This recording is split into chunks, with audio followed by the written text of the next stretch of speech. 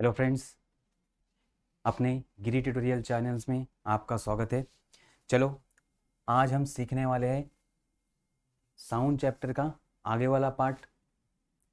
Already हमने Laplace correction तक complete कर लिया है।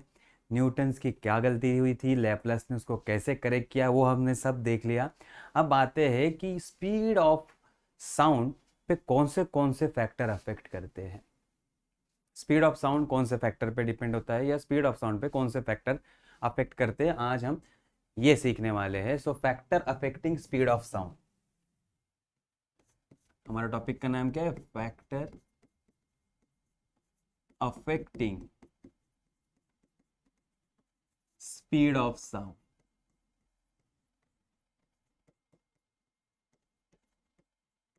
चलो, लैपलास वाला फॉर्मूला अब तक याद हो चुका होगा। लैपलास ने फॉर्मूला क्या बनाया था? v is equal to under root gamma P by rho. तो इस फॉर्मूला को अगर आप देखोगे तो इसमें वेरियस फैक्टर है। v velocity of sound, gamma C P upon C V, ratio है 1.4, पी प्रेशर है, रो डेंसिटी है। अब हम सोचेंगे, अगर इस फॉर्मूला को देख के आप कुछ अंदाज़ा लगा सकते हो कि साउंड किस पे डिपेंड करता है, कौन से फैक्टर पे डिपेंड करता है। प्रेशर पे डिपेंड करता है, वेलोसिटी पे करता है, टेम्परेचर में करता है, अदर कोई फैक्टर है, ह्यूमिडिटी है, मॉइस्चर है, उस पर डिपेंड करता है। तो अब हम वही सीखने वाले कौन से फैक्टर पे ये स्टडी करता है। ठीक है, तो ये हमारा फॉर्मूला तो कॉमन है, इसको ही हमें यूज़ करना है अभी, क्योंकि इसका जो रिजल्ट आया था और एक्सपेरिमेंटल रिजल्ट दोनों भी मैच कर रहे हैं, तो यही फॉर्मूला हम आगे लेके जाएंगे। चलो आते हैं, तो पहला फैक्टर हम स्टडी करते हैं। First factor, effect of pressure. Effect of pressure, सोचो हमारे पास फॉर्मूला तो है, प्रेशर पे ये डिपेंड करता है कि नहीं? प्रेशर पे डिपेंड करेगा साउंड का स्पीड या नहीं करेगा? सोचो सोचो, हाँ करता है या नहीं करता? ठीक है, देखते हैं क्या आता है आंसर। अब डिपेंड करता है कि नहीं, हम सॉल्व करते जाएंगे तब हमें पता चल जाएगा। ठीक है, वेलोसिटी का फॉर्मूला हमें बताया था लैपलास ने, that is v is equal to gamma P by rho. Gamma P by rho. अब इस फॉर्मूला से तो लगता होगा कि प्रेशर पे डिपेंड कर रहा है, इसमें प्रेशर टर्म है, प्रेशर पे डिपेंड कर रहा है। लेकिन देखते हैं हम सॉल्व करते हैं थोड़ा बहुत, अगर सॉल्व करने से भी डिपेंड आ रहा है तो हम बोल देंगे कि प्रेशर स्पीड ऑफ साउंड पे इफेक्ट करता है। ठीक है, चलो अब आते हैं डेंसिटी पे। डेंसिटी का डेफिनेशन याद है? सोचो क्या होगा डेंसिटी का डेफिनेशन, लोअर स्टैंडर्ड में हुआ है हमारा। डेंसिटी क्या होता है? Density is nothing but a mass upon volume. What is density? Density is equal to mass upon volume. तो हम लिखेंगे m, और v का नोटेशन थोड़ा सा मैं चेंज कर देता हूँ। क्यों? क्योंकि यहाँ वेलोसिटी है, यहाँ वॉल्यूम है, वापस v में कंफ्यूजन ना हो, इसलिए इसका नोटेशन थोड़ा सा चेंज कर दिया। Okay, m by v, v is a volume. अब ये इक्वेशन में हम पुट करेंगे तो फॉर्मूला क्या होगा? v is equal to, v is equal to gamma p as it is and rho is equal to m by v। अब ये v ऊपर चला जाएगा, सो ये क्या होगा? Gamma p v by m। अब देखो इसमें गैमा तो कांस्टेंट है, m कांस्टेंट है, व्हाट अबाउट पी वी? अगर टेम्परेचर कांस्टेंट है, at constant temperature, at constant temperature, Boyle's law पढ़ा होगा। बॉयल्स लॉ हमें क्या कहता है? At constant temperature p v is equal to constant. P v क्या है? कांस्टेंट है, means according to Boyle's law. ये कौन सा लॉ है? Boyle's law. सो बॉयल्स लॉ के हिसाब से पीवी कांस्टेंट है, अगर टेम्परेचर कांस्टेंट है तो PV constant, m constant, gamma constant, therefore v is equal to constant, अगर टेम्परेचर कांस्टेंट होता है तो। या अनदर वे, चलो दूसरा वे देखते हैं। हमें आइडियल गैस इक्वेशन पता है, ये हो गया एक वे। दूसरा वे, आइडियल गैस इक्वेशन क्या कहता है, p v is equal to n r t, p v is equal to n r t. तो फॉर्मूला में पुट करो, v is equal to under root gamma n r t upon m. अब देखो formula में कहीं भी pressure वाला term नहीं है, कहीं भी प्रेशर का टर्म इसमें आया नहीं है। सो वेलोसिटी और प्रेशर का कुछ भी रिलेशन नहीं नजर आ रहा है। So it does not depend on pressure. कितना भी प्रेशर चेंज हो, वेलोसिटी ऑफ साउंड में इफेक्ट नहीं होता, क्योंकि v is equal to under root gamma n r t by m. Means अगर प्रेशर चेंज होगा, अगर प्रेशर बढ़ेगा तो वॉल्यूम उस हिसाब से कम होगा, अगर वॉल्यूम बढ़ेगा तो प्रेशर कम होगा। तो ये एक दूसरे का, ये जो चेंज है प्रेशर इनटू वॉल्यूम वाला टर्म है, ये एक दूसरे को कंपनसेट करेंगे। तो आंसर हमेशा कांस्टेंट रहेगा। प्रेशर बढ़ गया तो वॉल्यूम कम, प्रेशर कम हो गया तो वॉल्यूम ज्यादा होगा। तो ये प्रेशर की वजह से इस टर्म पे कुछ भी इफेक्ट नहीं होगा, वेलोसिटी क्या रहेगी, कांस्टेंट रहेगी। तो प्रेशर कितना भी चेंज हो जाए, वेलोसिटी ऑफ साउंड पे इफेक्ट नहीं होता, या स्पीड ऑफ साउंड पे इफेक्ट नहीं होता। So velocity does not depend on pressure. ये एक कंसेप्ट हो गया। अब आते हैं दूसरा फैक्टर स्टडी करते हैं। सेकंड फैक्टर है हमारा टेम्परेचर। सेकंड फैक्टर है टेम्परेचर। तो सोचो अगर टेम्परेचर बढ़ेगा या कम होगा तो क्या होगा, चेंज हो गया कि नहीं, क्योंकि हमारे पास नया इक्वेशन आया है। तो उस बारे में सोचो क्या होगा, टेम्परेचर का इफेक्ट होगा या नहीं, अगर होगा तो कितना होगा। ठीक है, चलो फाइंड करते हैं effect of temperature. Second, effect of temperature.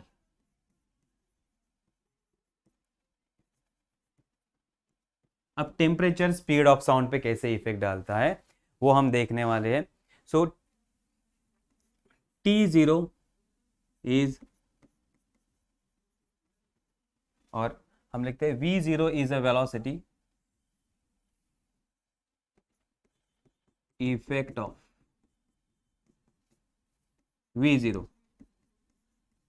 Velocity at temperature T0, and V,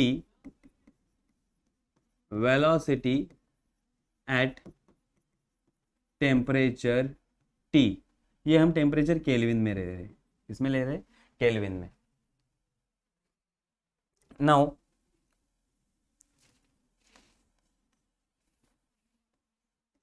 V0 velocity at temperature T0 Kelvin and V is the velocity at temperature Tk। ठीक है, अब हम इक्वेशन प्रीवियस वाला जो हमने सॉल्व करके लाए थे ना, V is equal to gamma n r t upon m, ये यूज करने वाले। ये हमारा इक्वेशन आया था, अब हम इसको यूज करने वाले हैं। ठीक है, इसमें देखो एन है number of mole, number of mole को हम 1 लेते हैं। हम क्या लेते हैं, 1 मोल ऑफ जो भी अमाउंट होगा, तो उसको एन को हम 1 मान लेते हैं, और बाकी इक्वेशन हम लिख लेते हैं।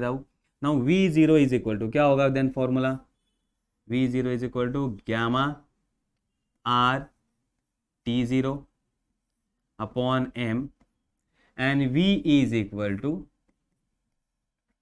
Gamma r t by m. दोनों इक्वेशन को डिवाइड कर दो, दोनों इक्वेशन को डिवाइड कर दो, that is V by V0, V का value gamma r t upon m divided by gamma r T0 by m, m m cut, gamma r cut, बचा क्या, under root t by T0। So V by V0 is equal to under root T by T0. V by V0 is equal to under root T by T0। इससे हम क्या बोल सकते हैं, velocity और speed of sound is directly proportional to square root of temperature. तो अगर temperature increase होगा वेलोसिटी इंक्रीज होगी, टेम्परेचर डिक्रीज होगा वेलोसिटी डिक्रीज होगी। ये फॉर्मूला हमें क्या बताता है, velocity is directly proportional to root of temperature. यहां तक समझ में आ गया। अब हम फाइंड करते कि ये कितने से बढ़ेगा। सपोज 1 डिग्री टेम्परेचर बढ़ गया तो स्पीड कितने से बढ़ेगा, अगर 2 डिग्री बढ़ गया तो कितने से बढ़ेगा, वो भी हम इक्वेशन फाइंड आउट करते हैं। तो ये तो जनरल इक्वेशन हो गया। अब इसको लेके हम आगे बढ़ते हैं, इस इक्वेशन को लेके अब हम डिग्री सेल्सियस के बारे में सोचते हैं। Kelvin two degree Celsius conversion आपको आता है, केल्विन टू डिग्री सेल्सियस आपको कन्वर्जन आता है। सो सपोज ये है एब्सोल्यूट जीरो टेम्परेचर या T0, that is nothing but हम T0 को मानते 273 केल्विन। और इस टेम्परेचर को भी अगर हम कन्वर्ट करते हैं डिग्री सेल्सियस वाले टेम्परेचर में, 273 प्लस T केल्विन।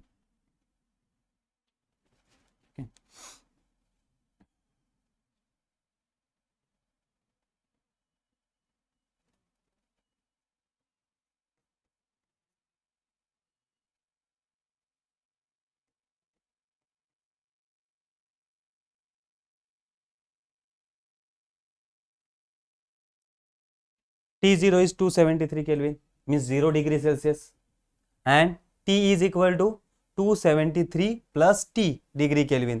तो इस टेम्परेचर को केल्विन में कन्वर्ट किया तो T डिग्री सेल्सियस वाला टेम्परेचर है। T क्या है, डिग्री सेल्सियस वाला टेम्परेचर है, उसमें 273 ऐड करने पे केल्विन वाला टेम्परेचर बनता है। यहाँ तक समझ में आ गया। अब ये दो वैल्यू हम इसमें पुट करेंगे हमारे ये वाले इक्वेशन में, V upon V0 is equal to, तो हमारा फॉर्मूला क्या होगा, V divided by V0 is equal to under root T का value 273 plus T, 273 plus T divided by 273, T0 का वैल्यू कितना है 273, पुट कर दिया। अब सेपरेट आउट कर दो, V by V0 is equal to under root 273 divide by 273 plus T divided by 273। अब 273 कट हो जाएगा, वो आएगा 1, ये कट। और हम मानते हैं कि 1 upon 273, 1 divided by 273 is equal to alpha हम पुट करते हैं। थोड़ा सा डिफिकल्ट टर्म है इसलिए हम ए उसकी जगह अल्फा पुट करके पहले सॉल्व करेंगे एंड देन वापस अल्फा का वैल्यू उसमें पुट कर देंगे जब सिंप्लीफाई हो जाएगा तब। तो अब फॉर्मूला क्या होगा, V upon V0 is equal to 1 plus alpha T। यहां हम इसको ऐसे लिख सकते हैं 1 प्लस अल्फा T और square root means power half, square root means power half. So V upon V0 is equal to in bracket 1 plus alpha T और raised to half, and therefore V is equal to V0 1 plus alpha T raised to half। ये V0 वहां चला गया, ये V0 वहां चला गया, ठीक है। अब इसको हम सॉल्व करते हैं। अब देखो अल्फा का वैल्यू देखो, अल्फा क्या है 1 डिवाइडेड बाई 273, 273 का रेसिप्रोकल लेना है तो आंसर कितना आएगा 0.0 समथिंग, मीन छोटा आएगा, नंबर क्या आएगा छोटा आएगा। और इस ब्रैकेट में हम इसको सॉल्व करेंगे, इस ब्रैकेट का एक्सपेंशन करेंगे तो जो भी आगे वाले टर्म आने वाले अल्फा वाले टर्म वो छोटे छोटे होते जाएंगे तो उसको हम निगलेक्ट करेंगे। तो जब हम इसका एक्सपेंशन करेंगे, इसको सॉल्व करेंगे तो सिर्फ 2 ही टर्म लिखेंगे, पहले वाले 2, बाकी सारे टर्म हम नहीं लिखेंगे। तो अब हम उसको सॉल्व करते हैं, उस टर्म को, ब्रैकेट वाले टर्म को अगर हम सॉल्व करें तो उसका आंसर आएगा V is equal to V0 1 plus half alpha T। बाकी आगे वाले टर्म हम नहीं लिखते क्योंकि अल्फा बहुत छोटा है, अल्फा का स्क्वायर होगा, क्यूब होगा या कुछ भी होगा तो वो वैल्यू छोटी होगी तो उसको हम कंसिडर नहीं करेंगे। तो इसको याद रखो। सिर्फ इसके बाद क्या आने वाला है step 1 plus half alpha T, means ये पावर इसके मल्टीप्लाई में आ जाता है, इतना याद रखना है क्लू के लिए। बाकी हायर ऑर्डर टर्म हम नहीं लेते क्योंकि क्यों नहीं लेते, alpha is very small, alpha क्या है छोटा नंबर है, इसलिए अल्फा के बाकी सारे एक्सपेंशन वाले टर्म हम कंसिडर नहीं करते। अब आते हैं, अब इसको सॉल्व करते हैं। अल्फा का वैल्यू तो हमें पता है, अब ये सॉल्व हो गया, ब्रैकेट सॉल्व हो गया, तो अल्फा का वैल्यू हमें पता है, तो अल्फा का वैल्यू पुट कर दो, v is equal to v0 1 plus half into 1 divided by 273 into T.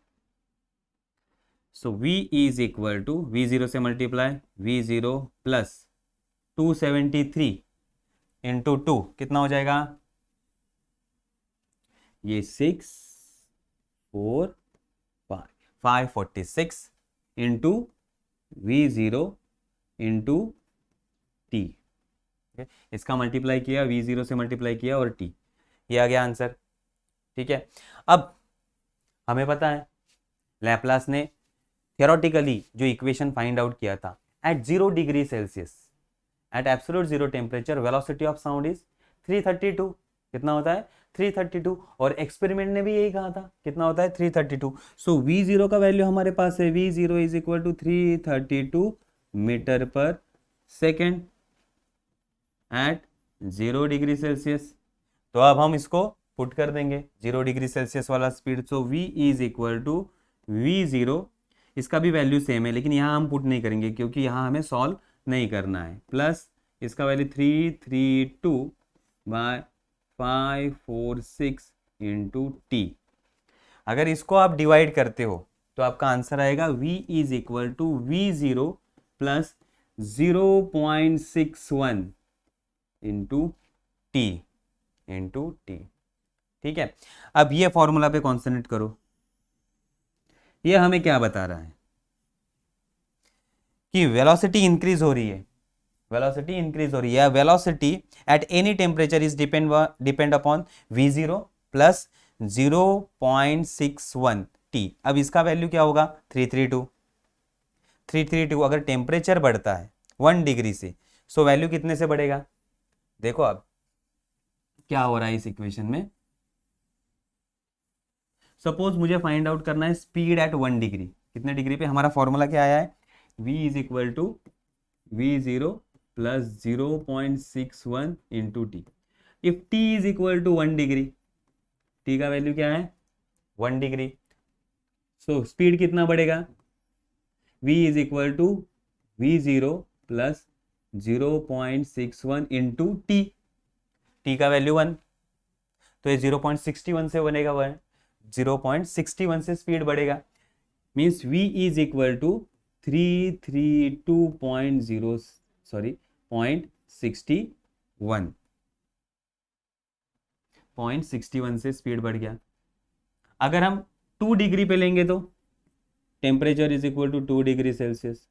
So once again जो भी हमारा स्पीड होगा, v is equal to v0, v0 means 332 plus 0.61 into 2, तो 0.61 डबल से बढ़ेगा ये, means v is equal to 332 plus,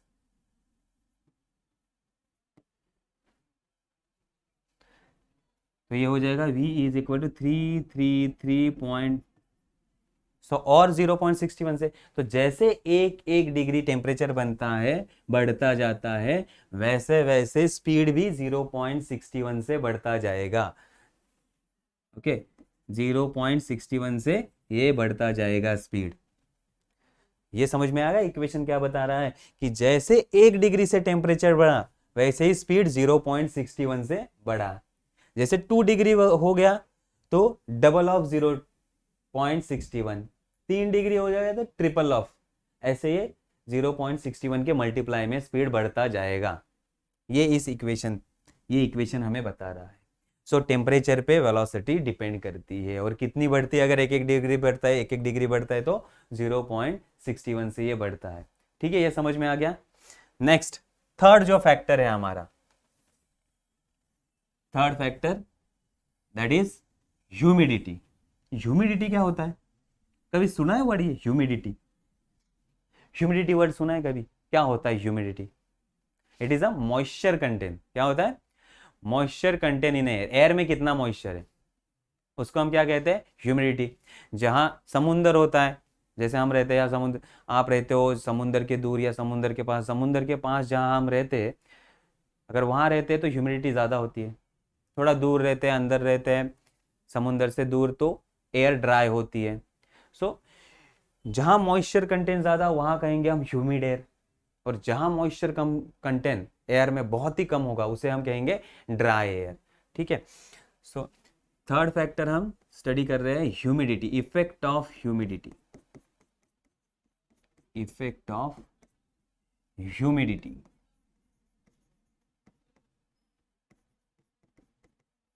humidity क्या होता है?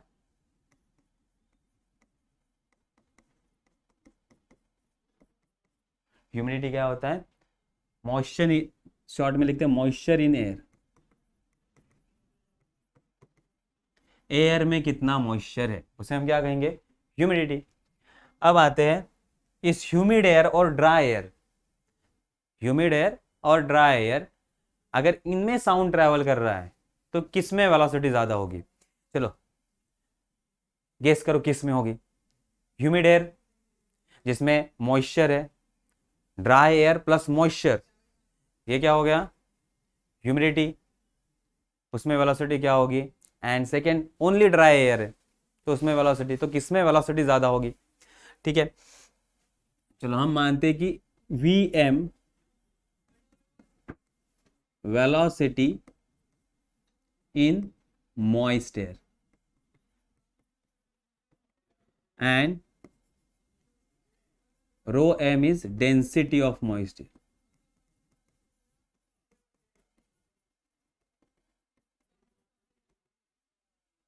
Then vd is velocity of sound, velocity in dry air,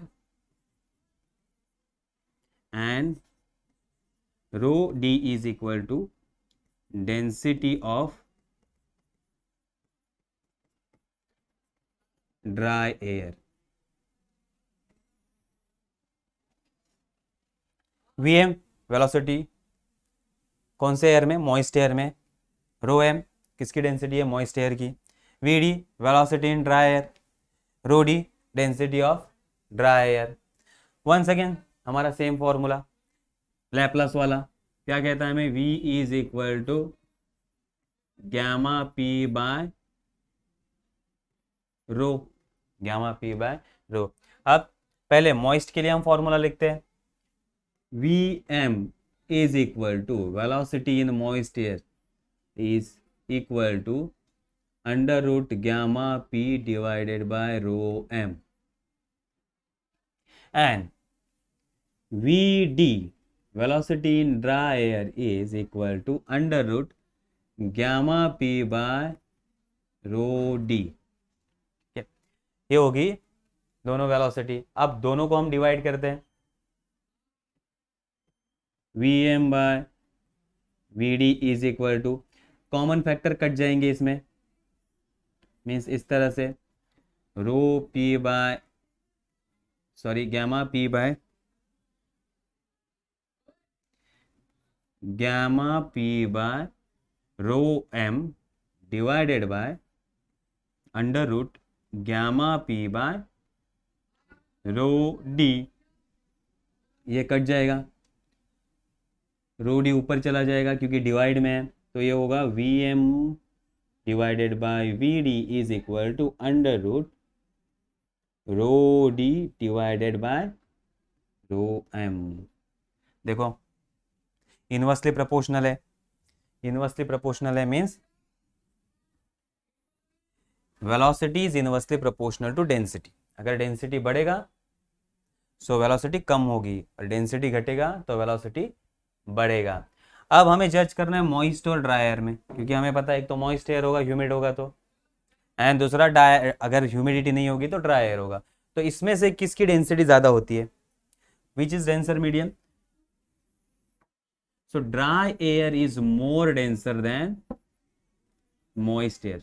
dry air की डेंसिटी ज्यादा होती है, ड्राई एयर की डेंसिटी ज्यादा होती है, हेंस जिसकी डेंसिटी ज्यादा उसका स्पीड कम, उस एयर में स्पीड कम। तो डेंसिटी किसकी ज़्यादा है? ड्राई एयर की। तो स्पीड किस में कम होगा? ड्राई एयर में स्पीड कम होगा और मॉइस्ट में स्पीड ज़्यादा होगा, क्योंकि ये इनवर्सली प्रोपोर्शनल है। ये क्या है? इनवर्सली प्रोपोर्शनल है। तो आज हमने 3 फैक्टर का स्टडी किया, एक प्रेशर, दूसरा टेम्परेचर एंड तीसरा humidity. Okay, so pressure speed of sound पे इफेक्ट नहीं करता, टेम्परेचर करता है, लेकिन डायरेक्टली प्रोपोर्शनल। टेम्परेचर बढ़ेगा तो स्पीड भी बढ़ेगा। And third about density, density बढ़ेगी तो स्पीड घटेगा। मींस मॉइस्चर लेवल पे ये डिपेंड करता है। अगर मॉइस्चर होगा तो स्पीड ज़्यादा होगा, मॉइस्ट एयर में स्पीड ज़्यादा होता है और ड्राई एयर में स्पीड कम होता है। ठीक है, तो ये टॉपिक हमारे यहाँ फिनिश होता है।